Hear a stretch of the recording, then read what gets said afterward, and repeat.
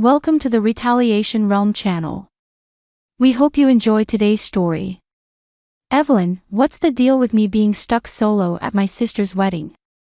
I found myself isolated. When I inquired about it, her mother-in-law smirked before replying, "Oh, was that the case? Well, it's all right. A middle school graduate is hardly a feather in the family cap." Evelyn always had a knack for belittling me, and as others began to take notice, I felt even more out of place, drowning in embarrassment. "What do you even know about Eddie?" "You don't know my brother," I muttered, feeling utterly defeated. Then my sister, Lydia, appeared, and the dynamic shifted. "My name's Eddie Smith. I turned 42 this year." I began unraveling the story of our upbringing since our parents passed away in a car accident when we were kids. Lydia and I, just a year apart, were raised by our grandparents. Though we felt vulnerable without our parents, our grandparents filled our lives with love, ensuring we never felt alone. However, as our grandparents grew older, I felt the weight of responsibility. I started working right after middle school, despite Lydia's encouragement to pursue higher education. "Are you sure you don't want to go to high school? You don't have to bear this burden alone," she urged, her concern palpable. But I couldn't shake the need to support our family, especially Lydia, whose dream of becoming a doctor fueled my determination.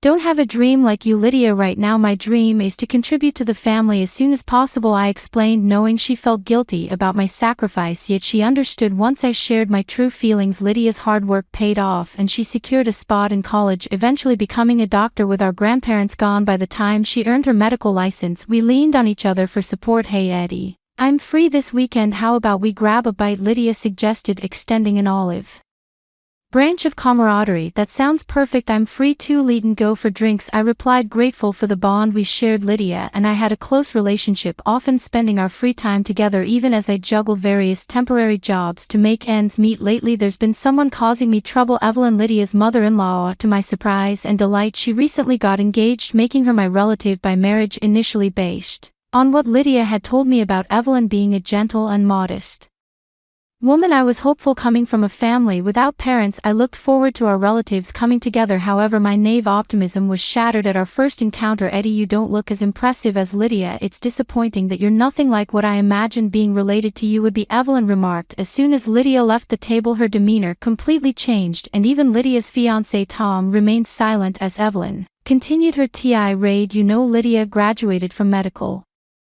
school and works at the forefront as a doctor. Despite being a woman, she carries herself with such confidence, but I never heard about having such a loser brother," Evelyn continued, disregarding any attempt from Tom to intervene. When Evelyn came to announce the engagement, she was all smiles in front of Lydia, but as soon as Lydia left the room her tone shifted and she began berating me. I was shocked into silence by her sudden change. She looked down on me with disdain, mocking my middle school education and my job. She made it clear that having someone with my educational background as a relative was a problem for her, despite her husband being a doctor and her working in medical administration. Evelyn constantly imposed unreasonable demands on me. She even went as far as suggesting that I cut ties with Lydia to avoid embarrassment for her family. I never expected to be insulted like this, especially feeling embarrassed and hurt by Evelyn's words. I couldn't help but wonder how things got so messed up.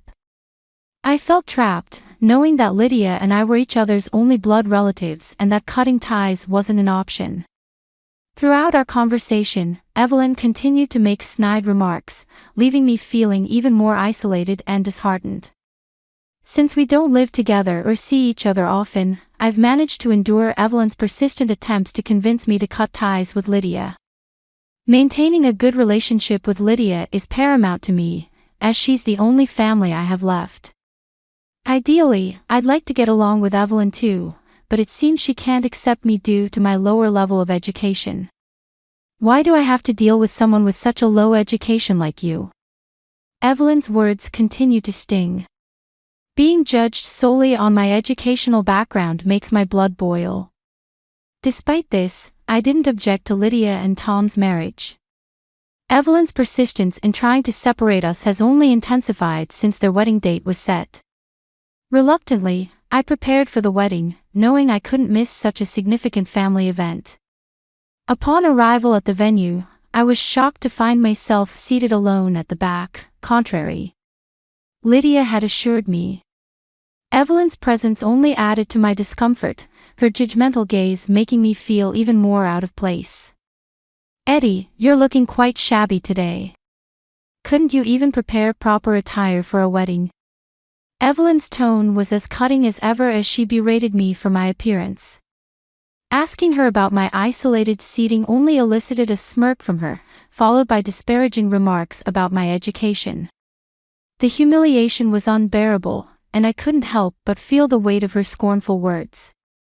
Despite my attempts to reason with her, Evelyn's insults only grew more heated, culminating in her insistence that I leave the wedding altogether. Her disdain for me was palpable, leaving me no choice but to endure her verbal onslaught in silence. Filled with the desire to escape, I made a silent vow to sever ties with Evelyn once and for all. However, before I could make my exit, Lydia approached me, unaware of the turmoil brewing within me. Before I could utter a word to Lydia, Evelyn interjected, dismissing me as a failure of a brother and suggesting that I leave. Lydia, however, defended me, citing how I had supported her journey to becoming a doctor. Despite her protests, Evelyn continued to belittle me, claiming that our family was now part of the upper class unlike me. As the tension escalated, Lucas, Lydia's fiancé, intervened, urging us to stop causing a scene. Evelyn, desperate to shift the blame onto me, attempted to convince Lucas that I was at fault. However, before she could succeed, Dr. Harrison, the hospital director, approached me with gratitude for a past encounter. Evelyn couldn't contain her shock as Dr. Harrison praised me and offered me a position at the hospital, recalling how I had assisted him during a crisis on the street. Dr. Harrison expressed his admiration for my proactive nature. His offer of employment was a turning point for me as I had been struggling to find a stable job. Grateful for the opportunity, I accepted Dr. Harrison's offer and embarked on a new chapter in my career. Despite facing challenges, I worked diligently and obtained certifications in medical administration and secretarial duties. Dr. Harrison continued to support and guide me, ultimately changing my life for the better. My brother was indeed very grateful for your help, Lydia expressed her appreciation to Dr. Harrison. To my surprise, Lucas had met me a few times at meetings and was aware of the situation. However, Evelyn, who had always looked down on me, probably didn't know. Her shock was palpable upon hearing about my relationship with Dr. Harrison. What the hell? A middle school graduate like him becoming an executive secretary at the headquarters. Impossible! Evelyn exclaimed in disbelief. She seemed unable to fathom that someone they had dismissed as a middle school graduate could hold such a prestigious position. In her eyes, my achievements seemed. Evelyn dismissed even my ability to speak German as mere showing off.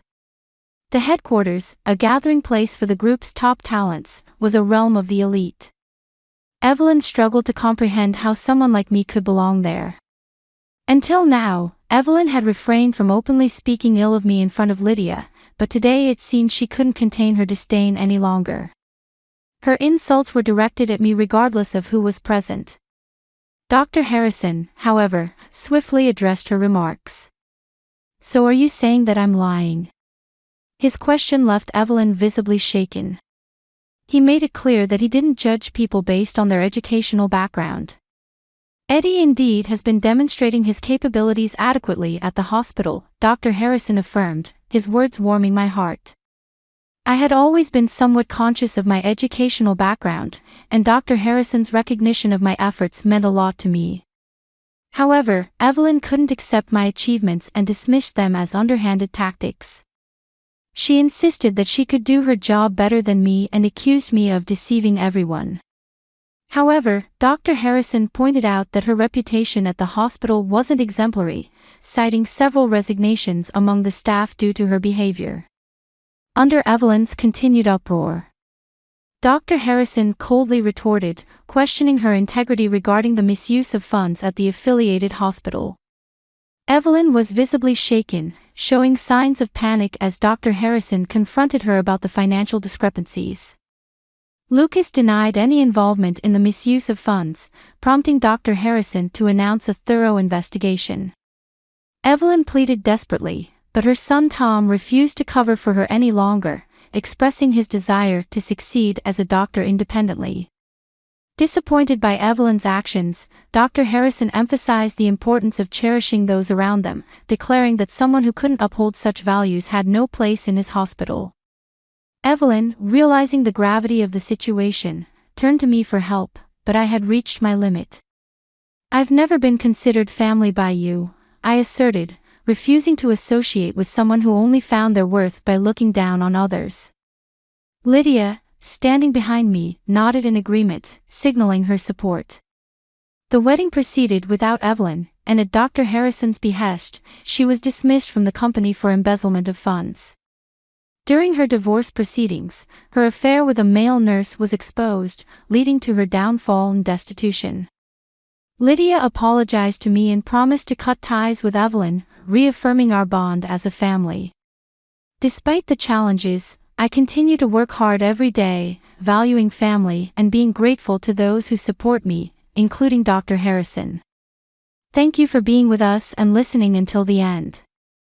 If you found it interesting, please subscribe, give us a like, and leave your comments. We'll see you on the Retaliation Realm channel.